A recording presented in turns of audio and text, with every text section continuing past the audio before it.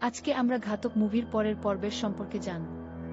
রক্তক্ষয়ী সংঘাত, রাজনৈতিক বিশ্বাসঘাতকতা এবং আত্মত্যাগের এক চরম নাটকীয় কাহিনী নিয়ে এই চলচ্চিত্রটি নির্মিত।